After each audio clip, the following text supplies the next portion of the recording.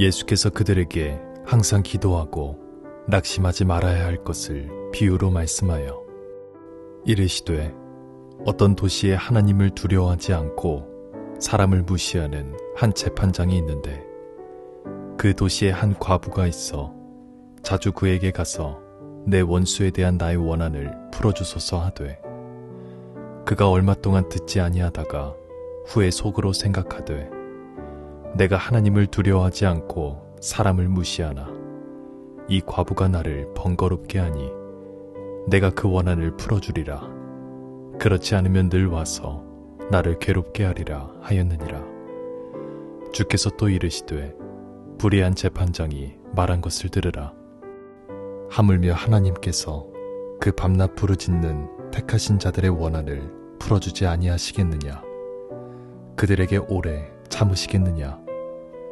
내가 너희에게 이르노니 속히 그 원한을 풀어주시리라. 그러나 인자가 올 때에 세상에서 믿음을 보겠느냐 하시니라. 할렐루야, 반갑습니다. 성도님들, 추석 명절 잘 보내고 계신가요? 어려운 상황 가운데서도 크고 작은 감사의 제목들을 하나님께 올려드릴 수 있는 뜻깊고 의미 있는 그런 명절 되시기를 응원드립니다. 오늘 함께 읽은 누가복음 18장 1절부터 8절까지 말씀은 한 과부의 비유를 통해서 예수님께서 기도에 대해서 가르침을 주고 계시는 장면입니다. 주님 주신 가르침의 요점은 항상 기도하고 낙심하지 말아야 된다라고 하는 것입니다. 먼저 비유의 내용을 간추려 보면은 다음과 같습니다. 어떤 도시에 하나님을 두려워하지 않고 또한 사람들도 무시하는 그런 재판장이 있었습니다. 이 재판장은 하나님을 의식하지 않는 사람이었습니다. 또한 그는 신분이 낮은 사람들을 무시하는 그런 교만한 모습들도 보여줍니다. 재판관이 이 도시에서 가장 권력이 높은 사람이었다라고 하면 이 과부는 이 도시에서 가장 권력이 낮은 사람이었을 것입니다. 고대 이스라엘의 여성들은 스스로 독립된 삶을 살 수가 없었습니다. 경제적으로 돈을 벌고 생계를 유지할 만한 아무런 수단이 없었기 때문인데요. 그래서 그녀들은 아내의 경우 남편을 의지하고 딸은 아버지를 의지하고 그리고 과부는 아들을 의지해야만 생존할 수 있는 그런 절박한 상황에 있었습니다. 의지할 남자가 없다면 굶어 죽을 수도 없는 정말 절박한 고대 이스라엘의 시대상인 것이죠. 과부가 직접 재판장을 찾아간 것으로 보아 그녀의 집안에는 그녀가 의지할 수 있는, 그녀를 보호해 줄 수 있는 그런 보호자의 역할을 할 남자가 없었던 것으로 보입니다. 과부는 매우 어려운 상황 속에 놓이게 되었죠. 3절의 과부는 재판관을 자주 찾아가서 자신의 원한을 풀어달라고 간청하고 있는 것을 볼 수가 있습니다. 여기서 원한으로 번역되는 에크디케시스는 정의와 공의를 뜻합니다. 과부는 자신에게 피해를 입힌 그 가해자에게 공의의 심판이 내려지도록 그렇게 공정한 법 집행을 간청하고 있습니다.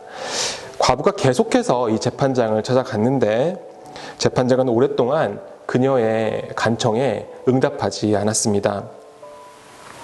계속해서 찾아오는 이 과부 때문에 결국 이 재판장은 괴로움을 호소하게 되는데요.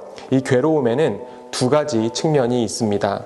첫 번째는 이 재판관의 명예와 평판에 누가 되는 것입니다. 사실 이 재판장은 이 과부의 상황에는 관심이 없었습니다. 그녀가 어떤 억울한 일을 당했는지, 그녀의 피해가 무엇인지 그런 것들에는 전혀 관심이 없었습니다.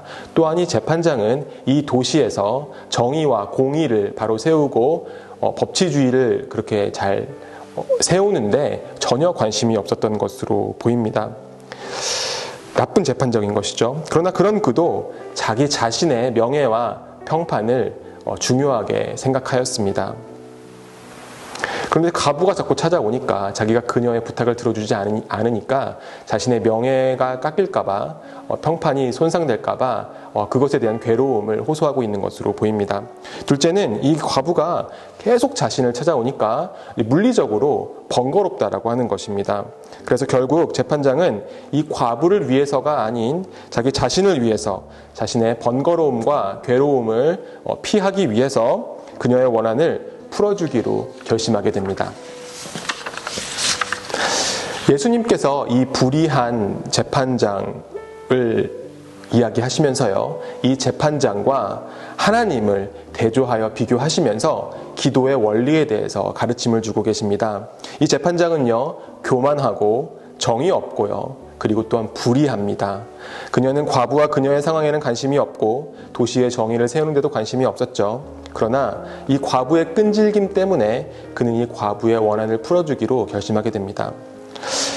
이와는 대조적으로요, 하나님께서는 이 재판장과는 전혀 다른 성품을 가지고 계신 분이십니다. 하나님은 자비로우시고 사랑이 많으시고요, 또한 하나님은 의로우십니다. 가장 근본적으로는 하나님은 우리의 상황에 세밀한 관심을 가지고 계십니다. 과부와 재판장은 아무런 친밀한 관계도 없었고요, 또한 이해적 관계에도 얽혀 있지 않았습니다. 하지만 하나님께서는 우리의 아버지가 되시죠. 과부의 절박함처럼 하나님의 자녀가 간절한 마음으로 기도드리는 것을 하나님께서 외면하실 수가 없다라고 하는 것입니다. 하나님께서는 당신의 백성들의 기도들에 대해서 속히 해결해 주시는 것을 예수님께서 가르쳐주고 계십니다.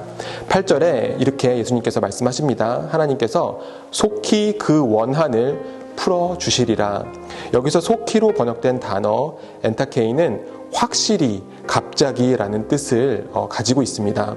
우리 기도자의 눈에는 하나님의 기도의 응답이 늦춰지는 것 같습니다. 하나님께서 좀 빨리 나의 기도에 응답해 주시면 참 좋을 텐데 라는 그런 마음이 우리에게 들 때가 있습니다. 또한 때로는 우리가 하나님께서 나의 기도를 잊어버리신 것이 아닌가라는 그런 생각이 들 때도 있습니다. 하지만 하나님께서는 결코 하나님의 백성들의 기도를 잊어버리지 아니하시고요, 또한 우리의 기도에 무관심한 채로 그렇게 지내지 않으십니다. 하나님은 확실하게 신자의 기도에 응답해 주실 것입니다.